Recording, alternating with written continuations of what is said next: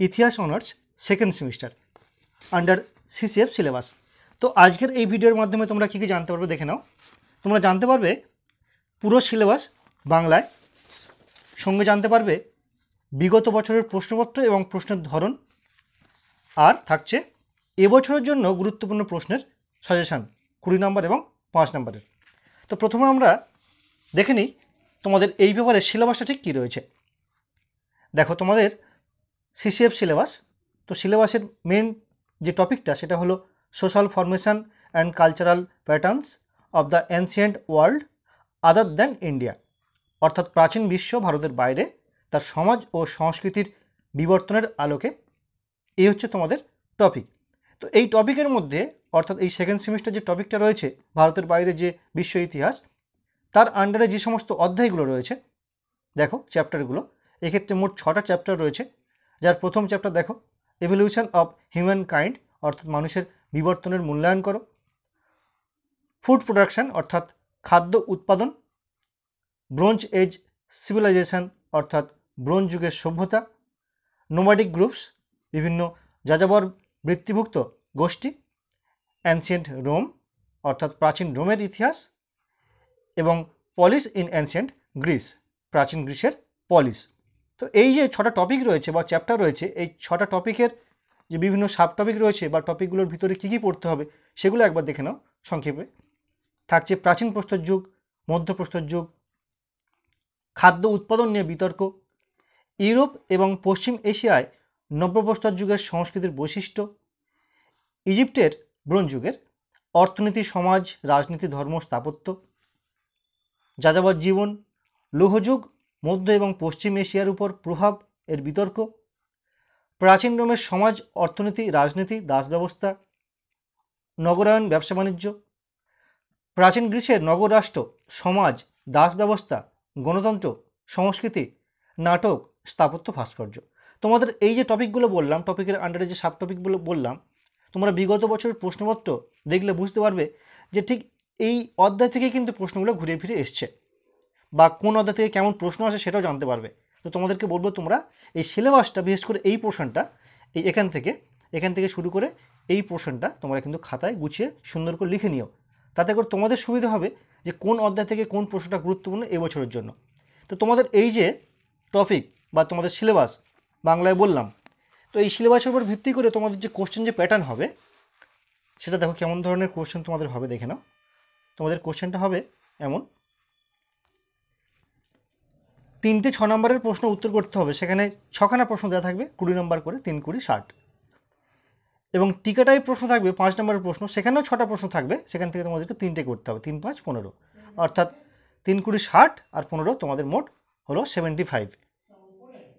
তো এই যে কোশ্চেন প্যাটার্ন বললাম, তোমরা বিগত বছর প্রশ্নপত্র অর্থাৎ 2024 সালে যে পরীক্ষা হয়েছিল সেই প্রশ্নপত্র দেখলে আরও ক্লিয়ার হয়ে যাবে যে কী ধরনের প্রশ্ন পড়ে। দেখে নাও তোমরা বিগত বছর প্রশ্নপত্র। দেখো তোমাদের যে সিলেবাস বললাম, social formation and cultural patterns of the ancient world other than India, এখান থেকে তোমাদের পরীক্ষা হচ্ছে 75 75 নম্বরের পরীক্ষা।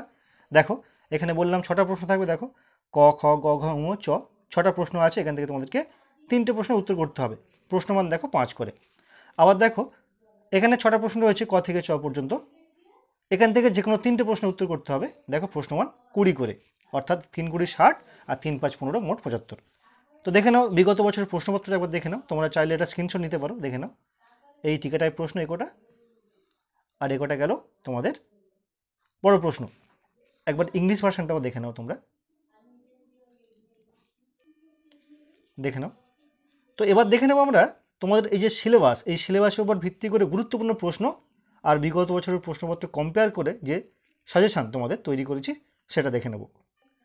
দেখে নাও suggestion. Calcutta University CCF syllabus, ইতিহাস অনার্স সেকেন্ড সেমিস্টার, তোমাদের যে পেপার সেটা ডিএসসিসি 2, এর আগে তোমরা ডিএসসিসি 1 পড়েছো। সাজেশান 2025। তো প্রথমে দেখে নেব 20 নম্বরের প্রশ্নগুলো। তোমাদের যেহেতু 6টা প্রশ্ন থাকে, তো আমি 6টা টপ কোশ্চেন দিয়েছি। এই প্রসঙ্গে বলি, বিগত সেমিস্টারে আমি ঠিক এমনভাবেই সাজেশান দিয়েছিলাম, তোমরা মিলে নিতে পারো সেই সাজেশান এবং প্রশ্নপত্র কতটা কমন রয়েছে আমি মুখে বলছি না। তো আশা করছি এই সেমিস্টারও ঠিক একইভাবে কাজ হবে। তো দেখে নাও প্রথম প্রশ্ন কী রয়েছে তোমাদের এই সেমিস্টারের জন্য অত্যন্ত গুরুত্বপূর্ণ। মানুষের বিকাশ ও বিবর্তনের সংক্ষিপ্ত ইতিহাস লেখো। আমি দেখো প্রত্যেক প্রশ্নের পাশে 5 স্টার দিয়ে রেখেছি। পরের প্রশ্ন দেখো, প্রাচীন রোমের দাস ব্যবস্থা সম্পর্কে একটি প্রবন্ধ লেখো বা নিবন্ধ লেখো। 3 নম্বর প্রশ্ন দেখো, প্রাচীন গ্রিসের পলিসগুলির বৈশিষ্ট্য আলোচনা করো। 4 নম্বর প্রশ্ন দেখো, গ্রিক ঐতিহাসিক থুকিডিডিসকে কেন বিজ্ঞানসম্মত ইতিহাসের জনক বলা হয়। 5 নম্বর প্রশ্ন দেখো, নব্যপ্রস্তরযুগীয় বিপ্লবের বৈশিষ্ট্যগুলি কী ছিল। এবং 6 নম্বর প্রশ্ন দেখো, মানব সমাজের ইতিহাসে কৃষির সূচনা পর্বকে তুমি কীভাবে ব্যাখ্যা করবে। দেখো আমি টপ 6 কোশ্চেন ছাড়াও কয়েকটা এক্সট্রা কোশ্চেন দিয়েছি, সেগুলো পরে আসছি। এবার তোমাদের বলি, দেখো এই যে সেকেন্ড সেমিস্টার তোমাদের আমি যে সিলেবাসের পরে যেগুলো বললাম খাতা তুলে নিতে, সেই যে টপিকগুলো রয়েছে সেখান থেকে কিন্তু কোশ্চেনগুলো লজিক্যালি আসে। কেমন লজিক? দেখো, রোমের দাস ব্যবস্থা এবং গ্রিসের দাস ব্যবস্থা, এই যে দুটো প্রশ্ন দাস ব্যবস্থা সম্পর্কিত, এই দুটো প্রশ্ন কিন্তু ঘুরিয়ে ফিরিয়ে আসে। যেহেতু গতবারে বা 2024 সালে গ্রিসের দাস ব্যবস্থা চলে এসছে, তাই তোমাদের কিন্তু রোমের দাস ব্যবস্থার আসার সম্ভাবনা 100% সেম একইভাবে পলিস থেকে কিন্তু কোনো প্রশ্ন আসেনি, তাই তোমাদের এবছরের জন্য পলিসের থেকে কোশ্চেনটা আসা 200% ধরে নিতে পারো। আরও একটা প্রশ্ন দেখো, নব্যপ্রস্তর যুগ। নব্যপ্রস্তর যুগ এটা প্রস্তর যুগের একটা ভাগ।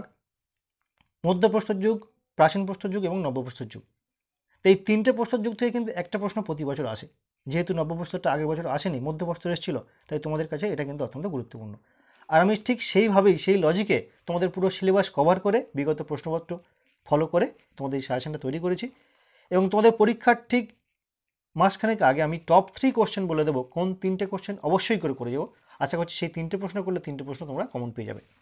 তো যাই হোক, এই গেল টপ 6 কোশ্চেন। এবার দেখে নাও কয়েকটি অতিরিক্ত প্রশ্ন, এগুলো তোমরা অবশ্যই কিন্তু করো, এগুলো যথেষ্ট গুরুত্বপূর্ণ প্রশ্ন। যেমন দেখো, মিশরীয় রাষ্ট্র ব্যবস্থায় ফেরাওদের ভূমিকা আলোচনা করো। স্পার্টার সংবিধানের প্রধান বৈশিষ্ট্যগুলি কী ছিল আলোচনা করো। পশ্চিম এশিয়ায় আদি লৌহ যুগের প্রভাব বা তাৎপর্য আলোচনা করো। এবং স্পার্টার সমাজ ব্যবস্থা সম্পর্কে একটি প্রবন্ধ লেখো। তো এই মোট 10টি তোমাদের প্রশ্ন দিলাম। আশা করি এই 10টি প্রশ্ন করলে তোমরা কিন্তু 100% কমন পেয়ে যাবে, এটি আমার ধারণা। তাই হয়ে আসছে বিগত বছরগুলোতে। এবার দেখে নাও মার্কস 5-এর টপ কোশ্চেন। সেম একইভাবে টপ 6 কোশ্চেন তোমাদের থাকে, তো আমি 6টা কোশ্চেন টপে রেখেছি। এগুলো অত্যন্ত গুরুত্বপূর্ণ প্রশ্ন। যেমন দেখো, নিম্ন পুরাপ্রস্তর যুগের উপর সংক্ষিপ্ত টিকা লেখো। প্রাচীন রোমের ব্যবসা বাণিজ্যের সংক্ষিপ্ত বিবরণ দাও। পশুপালক যাযাবর বৃত্তি বলতে কী বোঝো। প্রাচীন স্পার্টা হেলরদের ভূমিকা আলোচনা করো। স্পার্টাকাসের বিদ্রোহের উপর সংক্ষিপ্ত টিকা লেখো। প্রাচীন মিশরীয়দের ধর্ম বিশ্বাস সম্পর্কে আলোচনা করো। এই 6টি টপ কোশ্চেন। এবং বাকি দেখো এই 4টি প্রশ্ন দিয়েছি অতিরিক্ত প্রশ্ন হিসেবে, মোট 10টা প্রশ্ন। এই প্রসঙ্গে বলি, এই যে প্রশ্নের উত্তরগুলো তোমরা পিডিএফ আকারে পেতে গেলে তোমরা আমার এই নাম্বারে হোয়াটসঅ্যাপ করো, বলে দেবো কোন শর্তে তোমরা পিডিএফগুলো পাবে।